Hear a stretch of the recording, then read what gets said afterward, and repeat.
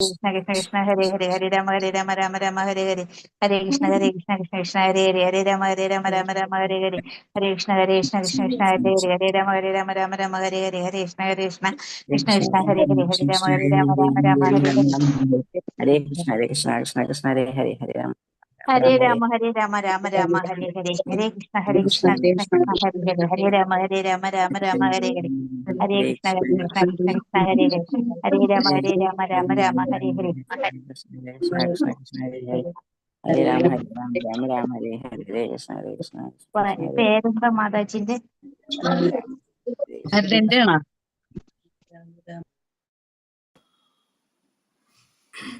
ഹരേ കൃഷ്ണ ഹരേ കൃഷ്ണ. എല്ലാവർക്കും പ്രണാമം. ഹരേ കൃഷ്ണ. ഓം നമോ ഭഗവതേ വാസുദേവായ. ഓം നമോ ഭഗവതേ വാസുദേവായ. ഓം നമോ ഭഗവതേ വാസുദേവായ. ഓം അജ്ഞാനതിമിരാന്ധസ്യ ജ്ഞാനാഞ്ജനാശലാകയ ചക്ഷുരുന്മീലിതം യേന തസ്മൈ ശ്രീഗുരവേ നമഃ. നമോ വിഷ്ണുപാദായ കൃഷ്ണപ്രേഷ്ഠായ ഭൂതലേ ശ്രീമതേ ഭക്തിവേദാന്ത സ്വാമിനിധി നാമിനെ. നമസ്തേ സാരസ്വതേ ദേവേ ഗൗരവാണി പ്രചാരിണേ നിർവിശേഷ ശൂന്യവാദി പാശ്ചാത്യദേശതാരിണേ. ജയ ശ്രീ കൃഷ്ണ ചൈതന്യ പ്രഭു നിത്യാനന്ദ ശ്രീ അദ്വൈത ഗദാധര ശ്രീവാസാദി ഗൗരഭക്തവൃന്ദ. ഹരേ കൃഷ്ണ കൃഷ്ണ കൃഷ്ണ ഹരേ ഹരേ ഹരേ രാമ രാമ രാമ ഹരേ ഹരേ. ഹരേ കൃഷ്ണ. ശ്രീ രാധാഗോവിന്ദ ടെമ്പിൾ ഇസ്കോൺ മാംഗ്ലൂരിന്റെ ഭഗവത്ഗീത ക്ലാസ്സിലേക്ക് എല്ലാവർക്കും സ്വാഗതം. ഹരേ കൃഷ്ണ. എല്ലാവർക്കും പ്രണാമം. അധ്യായം 14. ഹരേ കൃഷ്ണ. ഭൗതിക പ്രകൃതിയുടെ ത്രിഗുണങ്ങൾ. ഹരേ കൃഷ്ണ. എല്ലാവർക്കും പ്രണാമം. നമ്മളിന്ന് 14-ാമത്തെ അധ്യായം ഭൗതിക പ്രകൃതിയുടെ ത്രിഗുണങ്ങൾ, അതാണ് നമ്മളിന്ന് പഠിക്കാനായിട്ട് പോകുന്നത്. ഇന്നലെ നമ്മൾ എന്താ കണ്ടത്? 13-ാമത്തെ അധ്യായത്തില് ഹരേ കൃഷ്ണ. ജീവാത്മാവ് ഭൗതിക പ്രകൃതിയിൽ വന്നിട്ട് ഭൗതിക പ്രകൃതിയുടെ ത്രിഗുണങ്ങളിലെ ഏതെങ്കിലും ഒരു ഗുണത്തിനനുസരിച്ച് പ്രവർത്തിക്കുകയാണ് ചെയ്യുന്നത് എന്നുള്ളതാണ് കണ്ടത്. എന്നിട്ട് ഈ ഭൗതിക പ്രകൃതിയും ജീവാത്മാവും പ്രകൃതിയിലെ ത്രിഗുണങ്ങളെയും കുറിച്ച് അറിയുന്ന മനുഷ്യർക്ക് വീണ്ടും ലോകത്ത് ജനിക്കേണ്ടി വരില്ല എന്ന് പറയുന്നുണ്ട്. അതുപോലെ ഈ പ്രകൃതിയിലെ ത്രിഗുണങ്ങളെ മനസ്സിലാക്കി അതിനെ കൺട്രോൾ ചെയ്ത് അതിനേക്കാളും ത്രിഗുണങ്ങൾക്ക് അതീതമായി പോയി ജീവിതത്തിൽ പരിപൂർണത നേടണം എന്ന് പറഞ്ഞ് അവസാനിപ്പിക്കുകയായിരുന്നു. അതെ. അപ്പൊ നമുക്ക് ത്രിഗുണങ്ങളെ മനസ്സിലാക്കണം. ത്രിഗുണങ്ങളെ മനസ്സിലാക്കിയിട്ട് ആ ത്രിഗുണങ്ങളെ മറികടക്കാനായിട്ട് നമുക്ക് സാധിക്കണം, അല്ലെ? അതാണ് നമുക്ക് മനസ്സിലാവുന്നത്. അപ്പൊ അതാണ് ഈ അധ്യായത്തിൽ പറയുന്നത്. കൃഷ്ണാവബോധം എന്ന് പറയും. 14-ാമത്തെ അധ്യായത്തിൽ പറയുന്നതാണ് എങ്ങനെയാണ് നമുക്ക് ഈ ത്രിഗുണങ്ങളെ മറികടക്കാൻ സാധിക്കുന്നത്, നമുക്ക് എന്താണ് ചെയ്യേണ്ടത്. ഹരേ കൃഷ്ണ. അപ്പൊ അതാണ് നമ്മള് 14-ാമത്തെ അധ്യായത്തില് പഠിക്കാനായിട്ട് പോകുന്നത്.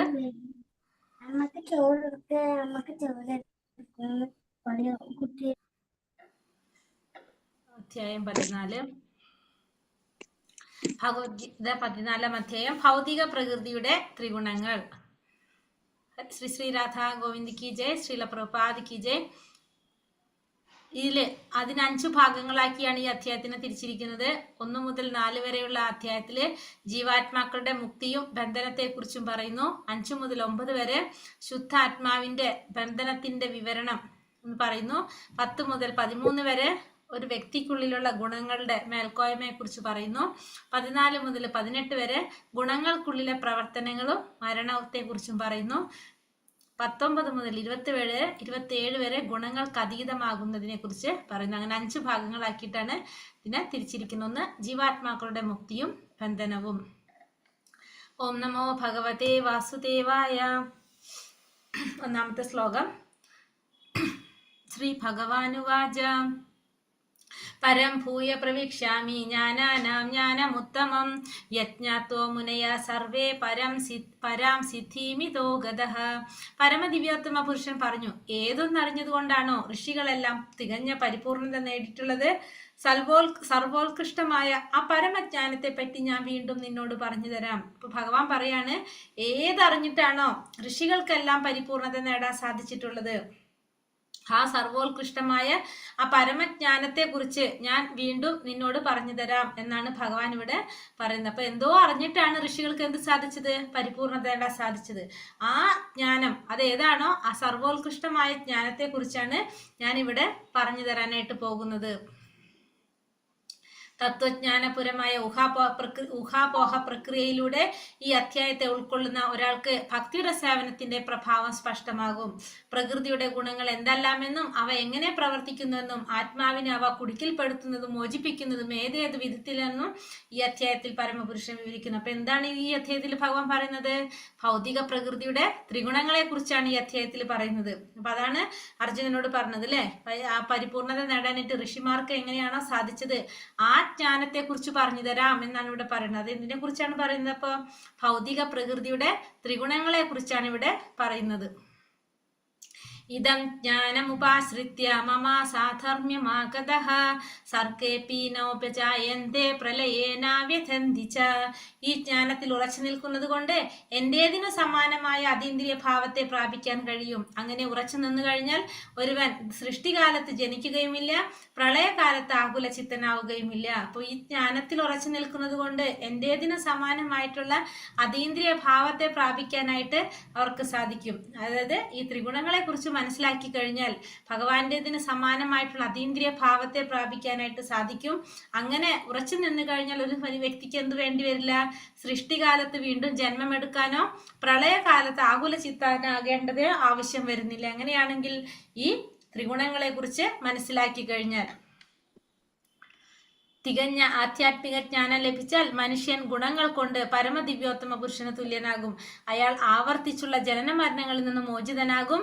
എന്നാൽ വ്യക്തിഗത ആത്മാവെന്ന നിലയിലുള്ള വ്യക്തിത്വം നഷ്ടമാവുകയില്ല. അപ്പൊ ആധ്യാത്മിക ജ്ഞാനം തികഞ്ഞ ആ ജ്ഞാനം ലഭിച്ചു കഴിഞ്ഞാൽ അവൻ എന്ത് ആവും? മനുഷ്യൻ ഗുണങ്ങൾക്ക് ഭഗവാന് തുല്യനായിട്ട് മാറും. അപ്പോ ഈ ജനന മരണ ചക്രത്തിൽ നിന്ന് മോചിതനാകാനും സാധിക്കും. പക്ഷെ എന്നാലും ആ ജീവാത്മാവിന്റെ വ്യക്തിത്വം ഒരിക്കലും നഷ്ടപ്പെടുന്നുമില്ല. മമ യോനിർമഹത് ബ്രഹ്മ തസ്മിൻ ഗർഭം ദദാമകം സംഭവാ സർവഭൂ.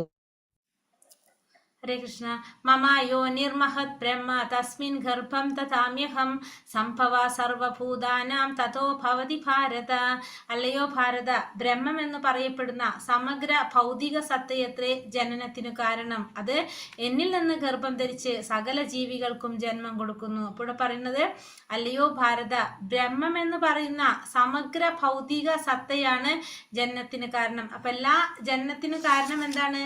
ബ്രഹ്മം എന്ന് പറയപ്പെടുന്ന സമഗ്ര സത്തയാണ് എന്നാണ് പറയുന്നത്. അത് എന്നിൽ നിന്ന് ഗർഭം ധരിച്ച് എല്ലാ ജീവജാലങ്ങൾക്കും സകല ജീവജാലങ്ങൾക്കും ജന്മം കൊടുക്കുന്നു എന്നാണ് ഇവിടെ പറയുന്നത്. അപ്പോൾ അതിനൊരു ഉദാഹരണം ശ്രീല പ്രഭുപാദർ പറഞ്ഞിരിക്കുന്നത് എന്താണ്? അരിക്കൂമ്പാരത്തിൽ തേള് മുട്ടയിടും. പക്ഷെ ചിലർ കരുതും അരിയിൽ നിന്നാണ് തേള് പിറക്കുന്നതെന്ന്. പക്ഷെ അത് വാസ്തവമല്ല. പെൺതേൾ അരിയിൽ മുട്ടയിടുകയാണ് ഉണ്ടാകുന്നത്. അതുപോലെ ജീവാത്മാക്കളുടെ ഉൽപ്പത്തിക്ക് കാരണം ഭൗതിക പ്രകൃതിയല്ല, പ്രകൃതിയുടെ സൃഷ്ടികൾ എന്ന മട്ടിൽ പുറത്തു വരുന്നെങ്കിലും അത് അവയ്ക്ക് ബീജം പ്രദാനം ചെയ്തത് ആരാണ്? ഭഗവാൻ തന്നെയാണ്. അപ്പൊ അരിയില് തേള് മുട്ടയിട്ട് കഴിഞ്ഞാല് നമുക്ക് തോന്നുന്നതാണ് അരിയിൽ നിന്നാണ് തേളിന്റെ കുഞ്ഞ് വരുന്നത്. പക്ഷെ ഓൾറെഡി അതിൽ തേള് മുട്ടയിട്ടിട്ടുണ്ടാവും. അപ്പൊ അതേപോലെ തന്നെയാണ് ഈ ഭൗതിക പ്രകൃതിയുടെ സൃഷ്ടി എന്ന മട്ടില് പുറത്തു വരുന്ന ജീവാത്മാക്കൾക്കെല്ലാം ജീവൻ പ്രദാനം ചെയ്തത് ആരാണ്? ഭഗവാനാണ് ജീവൻ പ്രദാനം ചെയ്തിരിക്കുന്നത്. സർവയോനീഷു കൗന്ദേയ മൂർധയാ സംഭവന്തിയഃ താസാം ബ്രഹ്മ മഹത്യോ നിരഹം ബീജപ്രദാപിത. ഹേ കുന്തിപുത്ര, നാനാരൂപേണുള്ള ജീവികൾക്കെല്ലാം ഈ ഭൗതിക പ്രകൃതിയിൽ ജന്മമെടുക്കാൻ അവസരം നൽകിയത് ഞാനാണ്. അവയുടെ ബീജപ്രദാതാവായ പിതാവും ഞാൻ തന്നെ എന്നറിയണം. അപ്പൊ നാനാരൂപേണയുള്ള എല്ലാ ജീവവർഗങ്ങൾക്കും ഈ ഭൗതിക പ്രകൃതിയിൽ ജന്മമെടുക്കാൻ അവസരം നൽകിയത് ഞാനാണ്. അവയുടെ ബീജപ്രദാതാവായിട്ടുള്ള പിതാവും ആര് തന്നെയാണ്? ഞാൻ തന്നെയാണ്. അപ്പൊ എല്ലാ ജീവാത്മാക്കൾക്കും ഈ ഭൗതിക പ്രകൃതിയിൽ ജന്മമെടുക്കാൻ അവസരം നൽകിയത് ഭഗവാനാണ്. എല്ലാത്തിൻ്റെയും പിതാവും ഭഗവാൻ തന്നെയാണ്. സൃഷ്ടിയുടെ ആരംഭത്തിൽ പൂർവകർമ്മത്തിനനുസൃതമായി ഭിന്ന രൂപങ്ങളിൽ പിറവിയെടുക്കുന്ന ജീവസത്തകളാൽ പൂരിതമാണ് ഭൗതിക ലോകം. അപ്പൊ ഭൗതിക ലോകം എന്ന് പറയുന്നത് സൃഷ്ടിയുടെ ആരംഭത്തില് പൂർവകർമ്മങ്ങൾക്ക് അനുസൃതമായിട്ട് പല പല രൂപത്തിൽ പിറവിയെടുക്കുന്ന ജീവാത്മാക്കളാണ് അവിടെയുള്ളത്, ഈ ഭൗതിക ലോകത്തിലുള്ളത്. അപ്പൊ നമ്മുടെ ചെയ്ത കർമ്മത്തിന്റെ ഫലമായിട്ട് പൂർവകർമ്മത്തിന്റെ അടിസ്ഥാനത്തില് പല പല രൂപത്തില് പിറവിയെടുക്കുന്ന ജീവാത്മാക്കളാണ് എവിടെയുള്ളത്, ഈ ഭൗതിക ലോകത്തില് ഉള്ളത്. ഇനി ഈ ത്രിഗുണങ്ങളാൽ ശുദ്ധ ആത്മാവിന്റെ ബന്ധനത്തിന്റെ വിവരണത്തെ കുറിച്ചാണ് ഇവിടെ പറയുന്നത്. അടുത്തത് സത്വം രജസ്തമ ഇതി ഗുണാ പ്രകൃതി സംഭവ നിപതന്തി മഹാബാഹോ ദേഹേ ദേഹിനമവ്യയം. ഹേ മഹാബാഹുവായ അർജുന, 3 ഗുണങ്ങൾ അടങ്ങിയതാണ് ഭൗതിക പ്രകൃതി. സത്വ, രജസ്, തമസ്. ശാശ്വതനായ ജീവാത്മാവിന് പ്രകൃതി സംയോഗം ഉണ്ടാകുന്നതോടെ അത് ഈ ഗുണങ്ങളാൽ ബദ്ധനാകുന്നു. അപ്പോ 3 ഗുണങ്ങൾ അടങ്ങിയിട്ടുള്ളതാണ് എന്ത് ഭൗതിക പ്രകൃതി എന്ന് പറയുന്നത്. 3 ഗുണങ്ങൾ അടങ്ങിയതാണ്. സത്വഗുണം, രജോ ഗുണം, തമോ ഗുണം. ഈ ജീവാത്മാവ്, ശാശ്വതനായ ജീവാത്മാവ് ഈ ഭൗതിക പ്രകൃതിയുമായിട്ട് സംയോഗം ഉണ്ടാകുമ്പോഴാണ് എന്ത് സംഭവിക്കുന്നത്, ഈ ഗുണങ്ങളിൽ ബന്ധനാകുന്നത്. അപ്പൊ ഈ ജീവാത്മാവ് ഈ പ്രകൃതിയുമായിട്ടുള്ള സംയോഗത്തിന്റെ ഫലമായിട്ട് ഏതെങ്കിലും ഒരു ഗുണത്തില് ബന്ധനാകാണ് ചെയ്യുന്നത്, ബന്ധനം സംഭവിക്കുന്നു. തത്ര സത്വം നിർമ്മലത്താത് പ്രകാശാകമനാമയം സുഖസംഖ്യേന ബദ്ധാദി ജ്ഞാനസംഖ്യേന ചാനഘ. അപ്പൊ ആദ്യം തന്നെ സത്വഗുണത്തെ കുറിച്ചാണ് പറയുന്നത്. ഹേ പുണ്യാത്മാവേ, മറ്റുള്ളവയെ അപേക്ഷിച്ച് വിശുദ്ധമാകയാൽ സത്വഗുണം പ്രകാശമാനവും എല്ലാ പാപങ്ങളിൽ നിന്നും മോചിപ്പിക്കുന്നതുമാണ്. ആ ഗുണത്തിൽ സ്ഥിതി ചെയ്യുന്നവർ സുഖത്താലും ജ്ഞാനത്താലും ബന്ധരാക്കപ്പെടും. അപ്പോൾ എന്താ പറയണത്, സത്വഗുണം എങ്ങനെയാണ്, മറ്റുള്ള ഗുണങ്ങളെ അപേക്ഷിച്ച് സത്വഗുണം വിശുദ്ധമായിട്ടുള്ളതാണ്. സത്വഗുണം വിശുദ്ധമായിട്ടുള്ളതാണ്. സത്വഗുണം അതെങ്ങനെയാണ്, സത്വഗുണം പ്രകാശമാനമാണ്, എല്ലാ പാപങ്ങളിൽ നിന്നും മോചിപ്പിക്കുന്നതാണ്. അപ്പൊ സത്വഗുണം എങ്ങനെയാണ്, പ്രകാശമാനമാണ്, പ്രകാശം നിറഞ്ഞതാണെന്ന് പറയാം. അതേപോലെ തന്നെ പാപങ്ങളിൽ നിന്നും മോചനം നൽകുന്നതുമാണ് സത്വഗുണം. അപ്പൊ ആ സത്വഗുണത്തിൽ സ്ഥിതി ചെയ്യുമ്പോൾ നമ്മൾ എങ്ങനെയാണ് ബന്ധിക്കുന്നത്, സുഖം കൊണ്ടും ജ്ഞാനം കൊണ്ടുമാണ് എന്ത് ബന്ധിക്കുന്നത്, സത്വഗുണം ബന്ധിക്കുന്നത്. സത്വഗുണത്തിലുള്ളവർക്ക് സുഖ സൗകര്യങ്ങളും പിന്നെ ജ്ഞാനം അറിവുമുള്ളവരായിരിക്കും എന്ത് സത്വഗുണത്തിലുള്ള. അപ്പൊ അവര് അതിലിങ്ങനെ സുഖത്തിലും ജ്ഞാനത്തിലും അവർ മതിമറന്ന് നിൽക്കുമ്പോൾ അവരതിൽ ബന്ധിക്കുകയാണ് ചെയ്യുന്നത്. അവർ വേറെ ഒന്നിനെ കുറിച്ചും ചിന്തിക്കുന്നില്ല. ഒരു ജീവസത്ത സത്വഗുണാവസ്ഥയിലാകുമ്പോൾ താൻ മറ്റുള്ളവരെക്കാൾ ജ്ഞാനത്തിൽ മുന്നേറിയതാണെന്നും അങ്ങനെ അവരെക്കാൾ ഉത്കൃഷ്ടനായിരിക്കും എന്നുള്ള അഹങ്കാരം അയാളെ ബാധിച്ചേക്കാം.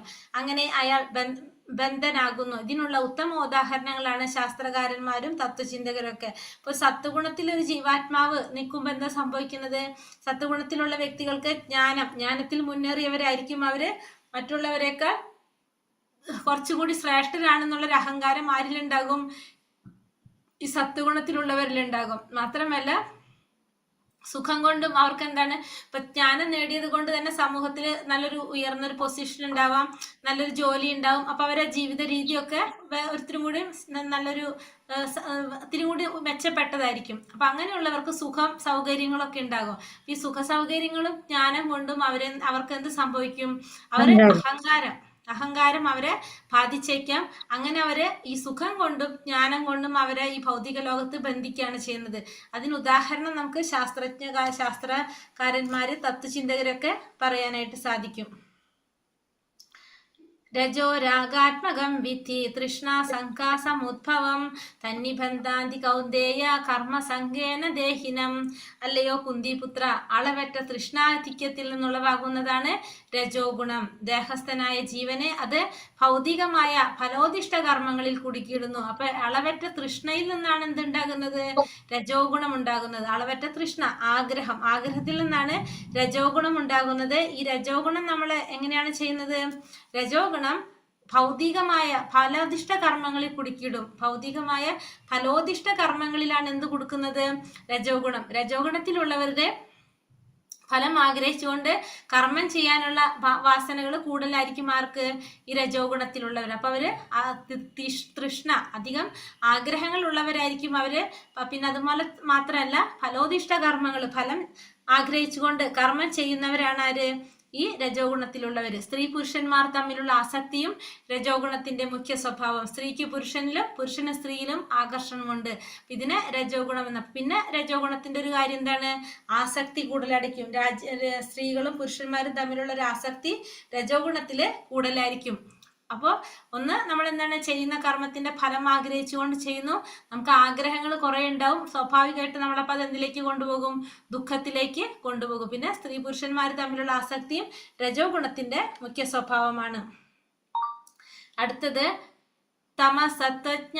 തമസ്ത്വജ്ഞാനജം വിദ്ധി മോഹനം സർവദേഹിനാം പ്രമാദാലസ്യ നിദ്രാപി സന്നിബദ്ധാതി ഭാരത. ഭാരതപുത്ര, അജ്ഞാനജന്യമായ തമോ ഗുണമാകട്ടെ സർവശരീരികളെയും വ്യാമോഹിപ്പിക്കുന്നതാണ്. ഈ ഗുണത്തിന്റെ ഫലങ്ങളായ പ്രമാദം, അലസത, നിദ്ര എന്നിവ ജീവാത്മാവിനെ കുടുക്കിയിടുന്നു. ഇനി അടുത്തത് അജ്ഞാനജന്യമായ തമോ ഗുണം. തമോ ഗുണം എങ്ങനെയാണ്? അജ്ഞാനം നിറഞ്ഞതാണ് തമോ ഗുണം. സത്വഗുണത്തിന്റെ നേരെ ഓപ്പോസിറ്റ് ആണ് എന്ത്? തമോ ഗുണം. സത്വഗുണം ജ്ഞാനം കൊണ്ട് ബന്ധിക്കുമ്പോൾ തമോ ഗുണം അജ്ഞാനം കൊണ്ടാണ് ബന്ധിക്കുന്നത്. പിന്നെന്താണ് പറഞ്ഞ? അജ്ഞാനമാണ് തമോ ഗുണത്തിന്റെ മുഖ്യ ലക്ഷണം.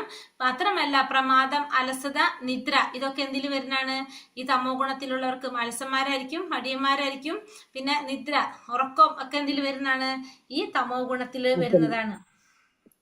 ഒരു ഉദാഹരണം, തന്റെ മുത്തച്ഛൻ മരിച്ചു, അതുകൊണ്ട് താനും മരിക്കുമെന്ന് എല്ലാവർക്കും അറിയാവുന്നതേ ഉള്ളൂ. മനുഷ്യൻ നശ്വരനാണ്. അവന് പിറക്കുന്ന മക്കളും മരിച്ചു പോകും. മരണം സുനിശ്ചിതമാണ്. എന്നിട്ടും ആളുകൾ ഉന്മത്തരായവരെ പോലെ പണം വാരിക്കൂട്ടുന്നു. രാവും പകലും കഠിന പ്രയത്നം ചെയ്യുന്നു. ശാശ്വതനായ ആത്മാവിനെ പറ്റി ചിന്തിക്കുന്നതേയില്ല. ഉന്മാദം തന്നെയാണിത്. ഇങ്ങനെ ഉന്മാദം ബാധിച്ചവർ ആധ്യാത്മിക ജ്ഞാനമാർഗത്തിൽ പുരോഗമിക്കാൻ ഒട്ടും താല്പര്യം കാണിക്കുന്നില്ല. ഉദാഹരണം പറയുന്നത്, തന്റെ മുത്തച്ഛൻ മരിച്ചു. അതേപോലെ തന്നെ നമുക്കും അറിയാമെന്ത്? നമ്മളെല്ലാവരും മരണപ്പെടാനുള്ളതാണ്. മനുഷ്യൻ എങ്ങനെയാണ്? നശ്വരനാണ്. അതേപോലെ തന്നെ എല്ലാവരും മരിക്കും. മരണം സുനിശ്ചിതമായിട്ടുള്ളതാണ്. പക്ഷെ എന്നിട്ടും എന്ത് ചെയ്തുകൊണ്ടിരിക്കും? നമ്മൾ കഠിന പ്രയത്നം ചെയ്തുകൊണ്ടേയിരിക്കും. കാരണം ആത്മാവിനെ കുറിച്ച് ചിന്തിക്കുന്നേ ഇല്ല. നമ്മൾ ജ്ഞാനമാർഗത്തിൽ മുന്നേറാൻ താല്പര്യവും കാണിക്കുന്നില്ല. ശരീരത്തെ കുറിച്ച് മാത്രം ചിന്തിച്ചുകൊണ്ട് പ്രവർത്തിച്ചു കൊണ്ടിരിക്കുന്നു. ആത്മാവിനെ കുറിച്ച് ഒരിക്കലും ചിന്തിക്കുന്നില്ല. സത്വം സുഖേ സംചയതി രജ കർമ്മണി ഭാരത ജ്ഞാനമാവൃത്യ തൂ തമഃ പ്രമാദേ സംചയുത്യഥ. അല്ലയോ ഭാരതപുത്ര, സത്വഗുണം ഒരാളെ സുഖം കൊണ്ട് ബന്ധിക്കുമ്പോൾ രജോ ഗുണം കാമ്യകർമ്മങ്ങൾ കൊണ്ടാണ് ബന്ധിക്കുന്നത്. ജ്ഞാനത്തെ ആവരണം ചെയ്യുന്ന തമോ ഗുണമാകട്ടെ ഉന്മാദം കൊണ്ടും ബന്ധിക്കുന്നു. അപ്പോൾ സത്വഗുണം സുഖം കൊണ്ട് ബന്ധിക്കുമ്പോൾ രജോ ഗുണം നമ്മളെ എങ്ങനെ ബന്ധിക്കും? കാമ്യകർമ്മങ്ങൾ കൊണ്ട്. സത്വഗുണത്തിൽ നമ്മൾ പറഞ്ഞു സുഖങ്ങളായിരിക്കും നമുക്ക് ഉണ്ടാവുന്നത്, അല്ലെ? നമുക്ക് നല്ല സുഖ സൗകര്യങ്ങളൊക്കെ തന്നിട്ടാണ് നമ്മളവിടെ ബന്ധിച്ചു വെക്കുന്നത്. രജോ ഗുണാണെങ്കിലോ കാമ്യകർമ്മങ്ങൾ. നമ്മൾ കർമ്മം ചെയ്യുന്നു, അതിന്റെ ഫലം നമ്മൾ ആഗ്രഹിച്ചുകൊണ്ടിരിക്കുന്നു. അതാണ് രജോ ഗുണത്തിൽ വരുന്നത്. പിന്നെ അജ്ഞാനം ഉള്ള തമോ ഗുണം, അല്ലെങ്കിൽ ജ്ഞാനത്തെ ആവരണം ചെയ്ത തമോ ഗുണമാണെങ്കിലോ നമ്മളെ ഉന്മാദം, അലസത ഒക്കെയാണ് നമ്മൾക്ക് എന്തിൽ വരുന്നത്? ഈ തമോ ഗുണത്തിൽ വരുന്നത്. കർമ്മമൊന്നും ചെയ്യാനായിട്ട് നമുക്ക് താല്പര്യം ഉണ്ടാവില്ല. ഇനി ഓരോ ഗുണത്തിന്റെ മേൽക്കോയ്മയെ തിരിച്ചറിയാം. അപ്പൊ എല്ലാ വ്യക്തികളിലും എന്തുണ്ടാവും? ഈ 3 ഗുണങ്ങൾ എല്ലാ വ്യക്തികളിലും ഉണ്ടാവും. അപ്പൊ ഇതിൽ ഏത് ഗുണമാണ് മുന്നിൽ നിൽക്കുന്നത്, അതിന്റെ മേൽക്കോയ്മ ഏത് ഗുണത്തിനാണെന്ന് തിരിച്ചറിയാം. ഓരോ വ്യക്തിക്കുള്ളിലും എന്തുണ്ട്? ഈ 3 ഗുണങ്ങളിലുണ്ട്. അപ്പൊ ഇതിൽ ഏത് ഗുണമാണ് നമ്മളിലും മുന്നിൽ നിൽക്കുന്നത്, ഏതിലാണ് മേൽക്കോയ്മ എന്നുള്ളത് നമുക്ക് മനസ്സിലാക്കാൻ സാധിക്കണം. രജസ്തമശ്ചാഭിഭൂയ സത്വം ഭവതി ഭാരത രജസത്വം തമശ്ചൈവ തമസത്വം രജസ്തഥ. അല്ലയോ ഭാരത, ചിലപ്പോൾ സത്വഗുണം രജസ് തമോ ഗുണങ്ങളെ തോൽപ്പിച്ചുകൊണ്ട് മുന്നേറും. ചിലപ്പോൾ രജസ് സത്വ തമോ ഗുണങ്ങളെ കീഴടക്കുന്നു. മറ്റു ചിലപ്പോൾ തമസ് സത്വരജസ്സുകളെയും. ഈ വിധത്തിൽ എപ്പോഴും ആധിപത്യത്തിനുള്ള മത്സരം നിലനിൽക്കുന്നു. അപ്പൊ 3 ഗുണങ്ങളും ചിലപ്പോൾ എന്താണ്? സത്വഗുണമായിരിക്കും മുന്നിൽ നിൽക്കുന്നത്, ചിലപ്പോൾ രജോ ഗുണമായിരിക്കാം, ചിലപ്പോൾ തമോ ഗുണമായിരിക്കാം. അപ്പൊ ഏത് ഗുണമാണോ മുന്നിൽ നിൽക്കുന്നത് അത് മറ്റു 2 ഗുണങ്ങളെ തോൽപ്പിച്ച് മുന്നിലേക്ക് പോകുന്നു. ഇത് തമ്മിലുള്ള മത്സരം എപ്പോഴും നടന്നുകൊണ്ടേയിരിക്കുന്നു. ഭൗതിക പ്രകൃതിക്ക് 3 ഗുണങ്ങളുണ്ടെങ്കിലും സ്ഥിരനിശ്ചയമുള്ളവർക്ക് സത്വഗുണത്താൽ അനുഗ്രഹീതരായി അതിനെയും അതിക്രമിച്ച വസുദേവാവസ്ഥയെ എന്ന വിശുദ്ധ സത്യത്തിലെത്താനായിട്ട് സാധിക്കും. അപ്പൊ ഭൗതിക പ്രകൃതിയുടെ 3 ഗുണങ്ങൾ എന്ന് പറയുന്നത് സത്വ, രജോ, തമോ ഗുണങ്ങളാണ്. പക്ഷേ സ്ഥിരനിശ്ചയമുള്ളവർക്ക് എന്ത് സാധിക്കും? ഈ സത്വഗുണത്തിൽ അനുഗ്രഹീതരാകാനും അതിനേക്കാളും മികച്ചതായിട്ടുള്ള ശുദ്ധ സത്വത്തിലേക്ക് അല്ലെങ്കിൽ വസുദേവ അവസ്ഥയിലേക്ക് എത്താനായിട്ടും സാധിക്കും. സർവദ്വാരേഷു ദേഹേസ്മിൻ പ്രകാശ ഉപജായത്തെ ജ്ഞാനം യഥാ തഥാ വിദ്യാത് വിവൃദ്ധം സത്വമിത്യുത. ശരീരത്തിന്റെ എല്ലാ ദ്വാരങ്ങളും ജ്ഞാനത്താൽ പ്രകാശിതമാകുമ്പോൾ സത്വഗുണത്തിന്റെ പ്രഭാവം അനുഭവപ്പെടുന്നു. അപ്പൊ ശരീരത്തിന്റെ എല്ലാ ദ്വാരങ്ങളും എങ്ങനെയാണ്? ജ്ഞാനം കൊണ്ട്, അറിവ് കൊണ്ട് പ്രകാശിതമാകുമ്പോൾ നമുക്ക് എന്ത് പറയാം? സത്വഗുണത്തിന്റെ പ്രഭാവമാണ് അവിടെ അനുഭവപ്പെടുന്നത്. നമുക്ക് മനസ്സിലാക്കാനായിട്ട് സാധിക്കും. ലോഭ പ്രവൃത്തിരാരംഭ കർമ്മണാമശമസ്പൃഹ രജസ്യേതാനി ജായന്തേ വിവൃദ്ധേ ഭരതർഷഭ. ഹേ ഭരതശ്രേഷ്ഠ, രജോഗുണം വർദ്ധിക്കുമ്പോൾ അതിയായ ആസക്തി, ഫലോദിഷ്ടമായ പ്രവർത്തനം, അടക്കാനാവാത്ത പ്രയത്നം, കഠിനമായ പ്രയത്നം, അടക്കാനാവാത്ത ആഗ്രഹം, മോഹാവേശം എന്നീ ലക്ഷണങ്ങൾ ഉണ്ടാകുന്നു. അപ്പൊ എന്താണ് പറയാ? എന്താ പറയുക? രജോഗുണം വർദ്ധിക്കുമ്പോൾ അതിയായ ആസക്തി ഉണ്ടാകും. ഫലോദിഷ്ടമായിട്ടുള്ള പ്രവർത്തനങ്ങൾ, ഫലം ആഗ്രഹിച്ചുകൊണ്ട് പ്രവർത്തനം ചെയ്യുക, കഠിനമായ പ്രയത്നം ചെയ്യുന്നത്, പിന്നെ അടക്കാനാവാത്ത ആഗ്രഹങ്ങള്, മോഹാവേശം, ഇതൊക്കെ എന്തിന്റെ ലക്ഷണങ്ങളാണ്? ഈ രജോഗുണം വർദ്ധിക്കുമ്പോൾ ഉണ്ടാകുന്ന ലക്ഷണങ്ങളാണ്. രജോഗുണ സ്വഭാവി തനിക്ക് കിട്ടിയിട്ടുള്ള ആ സ്ഥാനത്തിൽ ഒരിക്കലും സംതൃപ്തനാകില്ല, അതുയർത്താനായി ആഗ്രഹിച്ചു കൊണ്ടേയിരിക്കും. അപ്പൊ രജോഗുണത്തിലുള്ള വ്യക്തി എപ്പോഴും എന്താണ്? തനിക്ക് എത്ര കിട്ടിയാലും മതിയാവില്ല, വീണ്ടും വീണ്ടും വീണ്ടും കിട്ടണം എന്നുള്ള രീതിയിൽ അതിന് വേണ്ടിയിട്ട് പ്രവർത്തിച്ചു കൊണ്ടേയിരിക്കും. ആഗ്രഹങ്ങൾ ഉണ്ടാവും, അതിനനുസരിച്ച് പ്രവർത്തിച്ചു കൊണ്ടേയിരിക്കും. അപ്രകാശോ പ്രവൃത്തിശ്ച പ്രമാദോ മോഹ ഏവ ച താമസ്യേതാനി ജായന്തേ വിവൃദ്ധേ കുരുനന്ദന. തമോ ഗുണം വളരുമ്പോൾ തേജസ്സില്ലായ്മ, അകർമ്മണ്യത, പ്രമാദം, വ്യാമോഹം എന്നിവ പ്രകടമാകുന്നു. ഇനി തമോ ഗുണമാണ് വളരുന്നെങ്കിലോ കർമ്മണ്യത, അതായത് കർമ്മം ചെയ്യാനായിട്ട് നമുക്ക് ആഗ്രഹം ഉണ്ടാവില്ല. നമുക്ക് നല്ല ആരോഗ്യമൊക്കെ ഉണ്ടാവും, പക്ഷെ നമുക്കൊന്നും ചെയ്യാനായിട്ട് തോന്നുന്നുണ്ടാവില്ല. പിന്നെന്താണ്? അകർമ്മണ്യത, പ്രമാദം, വ്യാമോഹം എന്നിവയെല്ലാം പ്രകടമാകും. ഒരു മിനിറ്റ്.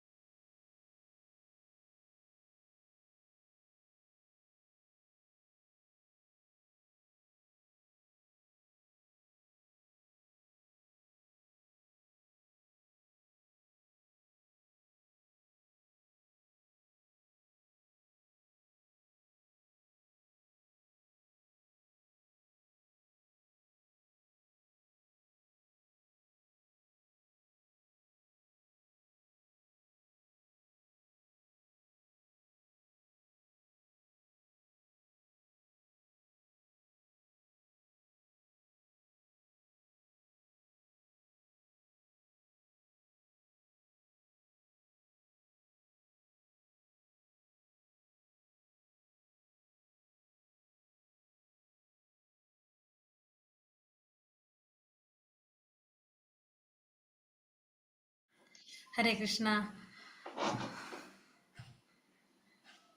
അപ്രകാശോ പ്രവൃത്തിശ്ച പ്രമാദോ മോഹ ഏവ ച താമസ്യേതാനി ജായന്തേ വിവൃദ്ധേ കുരുനന്ദന. തമോ ഗുണം വളരുമ്പോൾ തേജസ്സില്ലായ്മ, അകർമ്മണ്യത, പ്രമാദം, വ്യാമോഹം എന്നിവ പ്രകടമാകുന്നു. അപ്പൊ തമോ ഗുണമാണ് നമ്മളിൽ വളരുന്നതെങ്കിൽ എന്താ സംഭവിക്കുന്നത്? തേജസ്സില്ലായ്മ, പിന്നെ അകർമ്മണ്യത, പ്രമാദം, വ്യാമോഹം, ഇതൊക്കെ നമുക്ക് ഉണ്ടാവുന്നതാണ്. തമോ ഗുണമാണ് നമ്മളിൽ വളരുന്നതെങ്കിൽ നമുക്കൊന്നും ചെയ്യാനായിട്ട് യാതൊരു താല്പര്യവും നമുക്ക് ഉണ്ടാവില്ല. ഇനി ഈ ഗുണങ്ങളുടെ പ്രവർത്തനങ്ങളും പിന്നെ മരണശേഷം എന്താ സംഭവിക്കുന്നു എന്നുള്ളതാണ് ഇനി 14 മുതൽ 18 വരെയുള്ള ശ്ലോകത്തില് പറയുന്നത്. യഥാ സത്തേ പ്രവൃദ്ധേതു പ്രളയം യാതി ദേഹഭൃത് തദോത്തമ വിധാം ലോകാൻ അമലാൻ പ്രതിപത്യത്തെ. സ്വാത്വികർ മരിക്കുമ്പോൾ ഋഷിവര്യന്മാരുടെ നിർമ്മലങ്ങളായ ഉത്കൃഷ്ട ലോകങ്ങളിലേക്ക് എത്തും. ഇപ്പൊ സ്വാത്വികരാണ് മരിക്കുന്നതെങ്കിൽ, സ്വാത്വിക സ്വഭാവത്തോടെ സത്വഗുണത്തോടെയാണ് മരിക്കുന്നതെങ്കിൽ എന്ത് സംഭവിക്കും? ഉത്കൃഷ്ടരായിട്ടുള്ള ലോകങ്ങളിലേക്ക് പോയി. ഉത്കൃഷ്ട ലോകങ്ങളിലേക്ക്, അതായത് നമ്മൾ ഇപ്പൊ എവിടെ നിൽക്കുന്നത്? നമ്മൾ ഭൂമിനേക്കാളും ഉത്കൃഷ്ടമായ ലോകങ്ങളിലേക്കാണ് സ്വാത്വിക സ്വഭാവത്തിലുള്ളവര് മരിക്കുമ്പോൾ പോകുന്നത്. അമലാൻ എന്ന പദം ഇവിടെ പ്രസക്തമാണ്. രജസ് തമോ ഗുണങ്ങൾ തീണ്ടാത്തത് എന്നാണ് അർത്ഥം. അമലാൻ എന്ന് പറഞ്ഞ എന്താണ്? മാലിന്യമില്ലാത്തത്, അതായത് രജോ ഗുണങ്ങളോ തമോ ഗുണങ്ങളോ ഒന്നും ഇല്ലാത്തതാണെന്ന് അമലാൻ എന്ന് പറയുന്നത്. ഭൗതിക ലോകത്തിൽ മാലിന്യങ്ങളുണ്ട്. ഇവിടെ ഏറ്റവും പരിശുദ്ധമായ സത്ത് ഗുണമാണ്. അപ്പൊ ഭൗതിക ലോകത്തിൽ എന്തുണ്ട്? മാലിന്യങ്ങളുണ്ട്. അപ്പൊ രജോ ഗുണം തമോ ഗുണം ഒക്കെ എന്താണ്? മാലിന്യം നിറഞ്ഞതാണ്. അപ്പൊ മാലിന്യമില്ലാത്ത ആ പരിശുദ്ധമായ സത്വഗുണം, അതാണ് ഇവിടെ നമ്മൾ എന്ത് പറയണത്? അമലാൻ. കാരണം സത്വഗുണത്തിൽ മരിക്കുകയാണെങ്കിൽ നമ്മൾ എവിടേക്ക് എത്തും? ഉത്കൃഷ്ട ലോകങ്ങളിലേക്കാണ് പോകുന്നത്. രജസി പ്രളയം ഗത്വാ കർമ്മ സംഘിഷു ജായതേ തഥാ പ്രലീന തമസി മൂഢയോനീഷു ജായതേ. രജോ ഗുണത്തോടെയാണ് മരിക്കുന്നതെങ്കിലോ ഫലം ഉദ്ദേശിച്ച് കർമ്മം ചെയ്യുന്നവർക്കിടയിൽ ജനിക്കും. തമോ ഗുണത്തോടെയാണ് മരിക്കുന്നവരാവട്ടെ മൃഗങ്ങളായിട്ടാണ് പിറക്കുന്നത്. അപ്പൊ രജോ ഗുണത്തോടെ മരിക്കുകയാണെങ്കിൽ ഫലം ഉദ്ദേശിച്ച് കർമ്മം ചെയ്യുന്നവർക്കിടയിലാണ് ജന്മം എടുക്കേണ്ടി വരുന്നത്. തമോ ഗുണത്തോടെയാണ് മരിക്കുന്നതെങ്കിലോ മൃഗങ്ങളായിട്ടായിരിക്കും പിറക്കേണ്ടി വരുന്നത്. അപ്പോൾ രജോ ഗുണത്തോടെ ആണെങ്കിൽ നമുക്ക് ഫലം ആഗ്രഹിച്ചുകൊണ്ട് കർമ്മം ചെയ്യാം. അപ്പൊ അങ്ങനെ ആവുമ്പോ എവിടെ വന്ന് ജനിക്കും? ഭൂമിയിൽ വന്ന് ജനിക്കും. അങ്ങനെയുള്ളവർ ജനിക്കുന്ന സ്ഥലം എവിടെയാണ്? ഭൂമിയിലാണ്. തമോ ഗുണത്തോടെ ആണെങ്കിലോ മൃഗങ്ങളായിട്ടായിരിക്കും പിറക്കുക. അപ്പോൾ താഴ്ന്ന ലോകങ്ങളിലായിരിക്കും വന്നിട്ട് ജന്മം എടുക്കേണ്ടതായിട്ട് വരുന്നത്. ഒരിക്കൽ മനുഷ്യനായി ജനിച്ച് ജീവാത്മാവ് പിന്നീട് ഒരിക്കലും താഴ്ന്ന പടിയിലേക്ക് ഇറങ്ങുകയില്ലെന്ന് ചിലർക്കൊരു ധാരണയുണ്ട്. തമോ ഗുണം വർദ്ധിക്കുമ്പോൾ മനുഷ്യൻ മരിച്ച ശേഷം മൃഗരൂപത്തിലുള്ള ജീവിതത്തിലേക്ക് തരം താഴ്ത്തപ്പെടുമെന്ന് ഈ ശ്ലോകം ചൂണ്ടിക്കാണിക്കുന്നു. ഇങ്ങനെ അധപതിച്ച നിലയിൽ നിന്ന് പരിണാമ പ്രക്രിയയിലൂടെ അയാൾക്ക് വീണ്ടും മനുഷ്യ ജീവിതത്തിലേക്ക് ഉയർന്നു വരാം. അപ്പൊ നമ്മളൊരു ധാരണ എന്താണ്? മനുഷ്യജന്മം ലാസ്റ്റ് ജന്മമാണ്, ഇനി നമുക്ക് വേറൊരു ജന്മം ഇല്ല എന്ന് നമ്മൾ വിചാരിക്കും. പക്ഷെ എങ്ങനെയാണ്? നമ്മൾ ചെയ്യുന്ന കർമ്മത്തിനനുസരിച്ചാണ് നമ്മുടെ അടുത്ത ജന്മത്തിന്റെ ശരീരത്തെ തീരുമാനിക്കുന്നത്. ഇപ്പൊ നമ്മൾ എന്താണോ ചെയ്യുന്നത് അതിന്റെ അടിസ്ഥാനത്തിലാണ് അടുത്ത ജന്മത്തെ നമ്മുടെ ശരീരം തീരുമാനിക്കപ്പെടുന്നത്. നമ്മൾ ചെയ്യുന്നത് നല്ല രീതിയിലുള്ള പ്രവർത്തികളാണെങ്കിൽ സ്വാഭാവികമായിട്ടും ഒരു മനുഷ്യ ശരീരം നമുക്ക് കിട്ടും. അതല്ല എങ്കിൽ നമുക്ക് ഏത് ജീവിതത്തിലേക്ക് പോകാൻ സാധിക്കും? മൃഗരൂപത്തിലുള്ള ജീവിതത്തിലേക്ക് തരം താഴ്ത്തപ്പെടാനും പോകാൻ സാധിക്കുമെന്നാണ് ഈ ശ്ലോകത്തിൽ പറയുന്നത്. അങ്ങനെ നമുക്ക് നമ്മൾ ഒരു അധപതിച്ച നിലയിലേക്ക് പോകാനും സാധിക്കും, ഉയർന്നു വരാനും സാധിക്കും. ഇത് എന്തിന്റെ അടിസ്ഥാനത്തിലിരിക്കുന്നത്? നമ്മൾ ചെയ്യുന്ന കർമ്മത്തിന്റെ അടിസ്ഥാനത്തില്. കർമ്മണ സുകൃതാസ്യാഹു സാത്വികം നിർമ്മലം ഫലം രജസസ്തു ഫലം ദുഃഖം അജ്ഞാനം തമസാ ഫലം. സത്കർമ്മത്തിന്റെ ഫലം വിശുദ്ധമാണ്, അത് സാത്വിക ഗുണത്തിലാണെന്ന് പറയപ്പെടുന്നു. രജോ ഗുണത്തിൽ ചെയ്യുന്ന പ്രവൃത്തിയുടെ ഫലം ദുഃഖമാകുന്നു. തമോ ഗുണത്തിലെ പ്രവർത്തനങ്ങളുടെ ഫലം മൗഢ്യവും അജ്ഞാനവുമാണ്. അപ്പൊ സത്കർമ്മത്തിന്റെ ഫലം എപ്പോഴും എങ്ങനെയായിരിക്കും? വിശുദ്ധമായിരിക്കും. സാത്വിക ഗുണത്തിലുള്ളതായിരിക്കും. പിന്നെ അത് മാത്രമല്ല അത് വിശുദ്ധമായിരിക്കും. പക്ഷെ രജോ ഗുണത്തിലാണെങ്കിലോ ദുഃഖമായിരിക്കും. കാരണം രജോ ഗുണത്തിൽ നമ്മൾ കർമ്മം ചെയ്യുമ്പോൾ നമ്മൾ ഫലം ആഗ്രഹിച്ചുകൊണ്ടാണ് ചെയ്യുന്നത്. അപ്പൊ നമ്മൾ ആഗ്രഹിക്കുന്ന ഫലം കിട്ടിയില്ലെങ്കിൽ നമുക്ക് സ്വാഭാവികമായിട്ട് എന്ത് സംഭവിക്കും? ദുഃഖം സംഭവിക്കും. തമോ ഗുണത്തിലാണെങ്കിലോ അജ്ഞാനമാണ് മുഖ്യ ലക്ഷണം. അപ്പൊ അജ്ഞാനം ആയതുകൊണ്ട് തന്നെ അവർ ചെയ്യുന്ന കർമ്മം എങ്ങനെയായിരിക്കും? അജ്ഞത നിറഞ്ഞതായിരിക്കും. അത് ചെയ്യുന്നത് കൊണ്ട് അവർക്കും ഒരു ഫലം ഉണ്ടാവില്ല, മറ്റുള്ളവർക്കും ഒരു ഗുണം ഉണ്ടാവില്ല. അങ്ങനെയുള്ള കർമ്മങ്ങളായിരിക്കും തമോ ഗുണത്തില് വരുന്ന പ്രവർത്തനങ്ങൾ. പ്രജകളേവരും ജന്മങ്ങളിൽ മൃഗങ്ങളാകാൻ സഹായിക്കുന്ന മനുഷ്യ സംസ്കാരം തീർച്ചയായും മനുഷ്യരുടേതല്ല. ഇന്നത്തെ മാനവ സംസ്കാരം രജസമോ ഗുണങ്ങളാൽ അങ്ങേയറ്റം വഴിപിഴയ്ക്കപ്പെട്ടതാണ്. ആപത്കരമാണ് ഈ കാലം. മനുഷ്യവർഗത്തെ ഒരു മഹാവിപത്തിൽ നിന്ന് രക്ഷിക്കാൻ വേണ്ടി സുലളിതമായ കൃഷ്ണാവബോധ പ്രക്രിയയിലേക്ക് നയിക്കാൻ എല്ലാ രാഷ്ട്രങ്ങളും ശ്രദ്ധിക്കണം. അപ്പോൾ ഈ ജനങ്ങളുടെ ക്ഷേമത്തിന് പ്രവർത്തിക്കുന്നതാണ് എന്ത്? ശരിയായ സംസ്കാരം. അതല്ല ജനങ്ങളെ മൃഗങ്ങളാക്കാനായിട്ട് സഹായിക്കുന്ന ഒരു സംസ്കാരം ഒരിക്കലും ആരുടെ അല്ല? മനുഷ്യരുടെ സംസ്കാരമല്ല. നമ്മുടെ മാനവ സംസ്കാരം രജതമോ ഗുണങ്ങളാൽ അങ്ങേയറ്റം വഴിപിഴയ്ക്കപ്പെട്ടിരിക്കുന്നതാണ്. അത് ആപത്കരമായിട്ടുള്ളൊരു കാലമാണ്. നമുക്കതിൽ നിന്ന് രക്ഷപ്പെടാനായിട്ട് സഹായിക്കുന്നത് എന്താണ്? അതിന് ഏറ്റവും ലളിതമായൊരു പ്രക്രിയയാണ് എന്ത്? കൃഷ്ണാവബോധ പ്രക്രിയ. അതിലേക്കാണ് നമ്മൾ എന്ത് ചെയ്യേണ്ടത്? എല്ലാ ജനങ്ങളെ കൊണ്ടുപോകേണ്ടത്. സത്വ സംജായതേ ജ്ഞാനം രജസോ ലോഭ ഏവച പ്രമാദമോഹ തമസോ ഭവതോ ജ്ഞാനമേവ ച. സത്വഗുണത്തിൽ നിന്ന് യഥാർത്ഥമായ ജ്ഞാനവും, രജസിൽ നിന്ന് ലോഭവും, തമസിൽ നിന്ന് പ്രമാദവും, മോഹം, മൗഢ്യം എന്നിവയുണ്ടാകുന്നു. സത്വഗുണം കൊണ്ട് നമുക്ക് എന്താ കിട്ടുന്നത്? നമുക്ക് അറിവാണ് കിട്ടുന്നത്, ഭഗവാനെ കുറിച്ച് മനസ്സിലാക്കാൻ സാധിക്കുന്നു. സാത്വിക ഗുണത്തിൽ നിന്ന് ജ്ഞാനം കിട്ടുന്നു. രജോ ഗുണത്തിൽ നിന്നോ ലോഭം, ഭൗതികമായിട്ടുള്ള ആഗ്രഹങ്ങൾ, അതാണ് നമ്മൾ എന്തിൽ നോക്കുന്നത്? രജോ ഗുണത്തിൽ വരുന്നത്. നമുക്ക് അതിയായ ആഗ്രഹങ്ങൾ, അത്യാഗ്രഹങ്ങളായിരിക്കും നമുക്ക് എന്തിലുണ്ടാവുക? രജോ ഗുണത്തിൽ ഉണ്ടാകുന്നത്. പിന്നെ തമസിൽ നിന്നാണെങ്കിലോ പ്രമാദം, മോഹം, മൗഢ്യം, അലസ്യതയൊക്കെയാണ് എന്തിൽ വരുന്നത്? ഈ തമോ ഗുണത്തില് വരുന്നത്. അപ്പൊ മൂന്ന് തരത്തിലാണ് പറയുന്നത്. ഒന്ന് യഥാർത്ഥമായ ജ്ഞാനം മനസ്സിലാക്കാൻ സാധിക്കുന്നു. മറ്റേതാണെങ്കിലോ ഭൗതികമായ ആഗ്രഹങ്ങളായിരിക്കും. തമോ ഗുണത്തിലാണെങ്കിൽ നമുക്ക് മൗഢ്യം, അലസത ഒക്കെയാണ് വരുന്നത്. ജനങ്ങളിൽ ഭൂരിപക്ഷത്തിനും സമൃദ്ധിയും സന്തുഷ്ടിയും വർദ്ധിച്ചില്ലെന്ന് വെച്ചാൽ സമൂഹത്തിൽ ചെറിയൊരു ശതമാനമെങ്കിലും കൃഷ്ണാവബോധം വളർത്തി സത്വഗുണത്തിലായാൽ ലോകത്തിൽ ഒട്ടാകെ ഐശ്വര്യവും സമാധാനവും ഉണ്ടാകാൻ സാധ്യതയുണ്ട്. മറിച്ച് രജസ് തമോ ഗുണങ്ങളിലാണ് ജനങ്ങൾ മുഴുകുന്നതെങ്കിൽ ഇവിടെ ഐശ്വര്യമോ സമാധാനമോ ഉണ്ടാവുക സാധ്യമല്ല. കൂടെ ജനങ്ങളിലെ ഭൂരിപക്ഷത്തിനും സമൃദ്ധി, സന്തുഷ്ടി വർദ്ധിച്ചില്ലെന്ന് വന്നാല് സമൂഹത്തിൽ ചെറിയൊരു ശതമാനമെങ്കിലും എന്ത് സാധിക്കും? കൃഷ്ണാവബോധം വളർത്തി സത്വഗുണത്തിലേക്ക് കൊണ്ടുപോകാനായിട്ട് സാധ്യതയുണ്ട്. എങ്ങനെയാണ്? സമൃദ്ധിയും സന്തുഷ്ടിയും വർദ്ധിച്ചില്ലെന്ന് വന്നാൽ പോലും സമൂഹത്തിൽ ചെറിയൊരു ശതമാനത്തിൽ നമുക്ക് കൃഷ്ണാവബോധം വളർത്തിക്കൊണ്ട് വന്നിട്ട് സത്വഗുണത്തിലേക്ക് കൊണ്ടുപോകാനായിട്ട് സാധിക്കും. അങ്ങനെ ഐശ്വര്യവും സമാധാനവും ഉണ്ടാക്കാൻ നമുക്ക് സാധ്യതയുണ്ട് ലോകത്തിൽ തന്നെ. പക്ഷെ രജോ തമോ ഗുണങ്ങളാണെങ്കിലോ നമുക്ക് സമാധാനം ഉണ്ടാവില്ല, ഐശ്വര്യം ഉണ്ടാവില്ല. തിരിച്ച് നമുക്ക് കാമം, ക്രോധം ഇതൊക്കെ വന്നുകൊണ്ടേയിരിക്കും. നമ്മുടെ ആഗ്രഹങ്ങൾ നടക്കാതെ വരുമ്പോൾ നമുക്ക് ക്രോധം വരും. അപ്പൊ അങ്ങനെ നമുക്ക് അസ്വസ്ഥതകൾ ഉണ്ടായിക്കൊണ്ടേയിരിക്കും.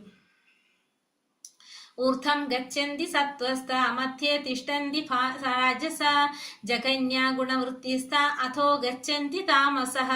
സാത്വിക സ്വഭാവികൾ ക്രമേണ ഉത്കൃഷ്ട ലോകങ്ങളിലേക്ക് ഉയരുന്നു. രാജസ സ്വപ്രകൃതിയിലുള്ളവർ ഭൂലോകങ്ങളിൽ ജീവിക്കുകയും നീചമായ തമോ ഗുണത്തിനടിമപ്പെട്ടവർ നരകങ്ങളിൽ പോയി നിപതിക്കുകയും ചെയ്യുന്നു. അപ്പൊ സാത്വിക സ്വഭാവികൾ എങ്ങനെയാണ്? ഉത്കൃഷ്ട ലോകങ്ങളിലേക്കാണ് ഉയരുന്നത്. സാത്വിക സ്വഭാവികള് ഉത്കൃഷ്ട ലോകങ്ങളിൽ, അതായത് ഭൂമിയുടെ മുകളിലേക്കുള്ള ലോകങ്ങളിലേക്കാണ് സ്വാത്വിക സ്വഭാവികൾ ഉയരുന്നത്. രാജസ പ്രകൃതിയിലുള്ളവര് ഭൂലോകങ്ങളിൽ ജീവിക്കും. ഭൂമിയിലാണ് ആര് ജീവിക്കുന്നത്? രാജസ പ്രകൃതിയിലുള്ളവര് ഭൂമിയിൽ ജീവിക്കും. നീചമായ തമോ ഗുണത്തിന് അടിമപ്പെട്ടവരാണെങ്കിലോ നരകങ്ങളിൽ പോയിട്ട് നിപതിക്കുകയും ചെയ്യും.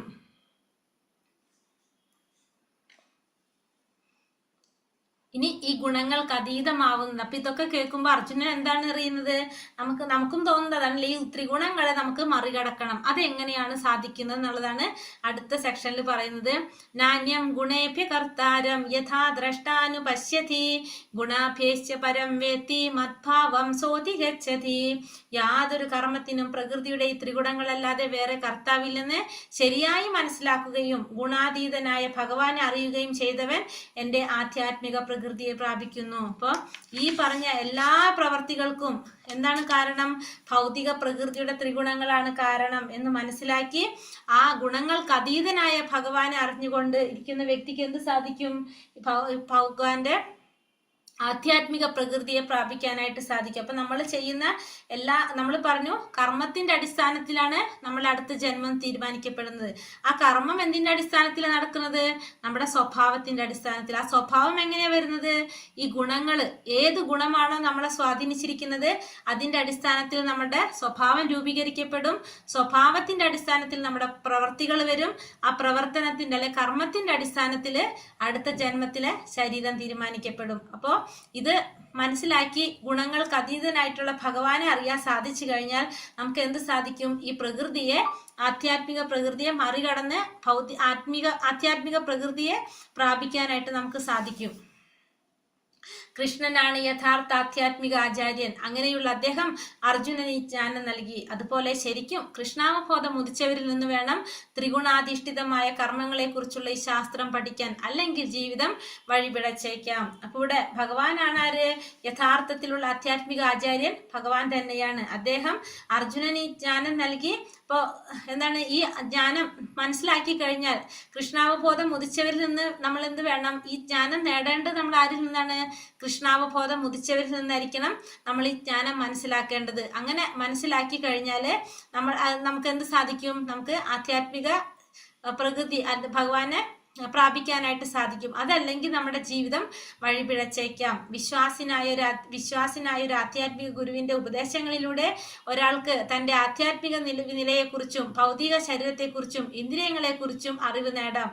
താൻ എങ്ങനെ ബന്ധനത്തിൽ പെട്ടുന്നുവെന്നും പ്രകൃതിയുടെ ഗുണങ്ങളാൽ എത്രത്തോളം ആകൃഷ്ടനായിട്ടുണ്ടെന്നും ഗ്രഹിക്കാം. അപ്പൊ വിശ്വാസിനായിട്ടുള്ള ഒരു ആധ്യാത്മിക ഗുരുവിന്റെ ഉപദേശത്തിലൂടെ നമുക്ക് എന്ത് സാധിക്കും? ആധ്യാത്മിക നിലയെക്കുറിച്ചും ഒരു വ്യക്തിക്ക് ഒരു ഗുരുവിന്റെ സഹായത്തോടെ തന്റെ ആധ്യാത്മിക നിലയെക്കുറിച്ചും ഭൗതിക ശരീരത്തെക്കുറിച്ചും ഇന്ദ്രിയങ്ങളെക്കുറിച്ചും എല്ലാം മനസ്സിലാക്കി ഈ ഭൗതിക പ്രകൃതിയുടെ ബന്ധനത്തിൽ താൻ എത്രത്തോളം ആകൃഷ്ടനാണെന്ന് മനസ്സിലാക്കി ആ ഗുരുവിന്റെ ഉപദേശപ്രകാരം എന്ത് സാധിക്കും? അതിൽ നിന്ന് രക്ഷ നേടാനായിട്ട് സാധിക്കും. ഗുണേനെ താന തിത്തിത്രീൻ ദേഹി ദേഹസമുദ്ഭവാൻ ജന്മ മൃത്യുജരാ ദുഃഖേർ വിമുക്തോ മൃതമശ്നുതേ.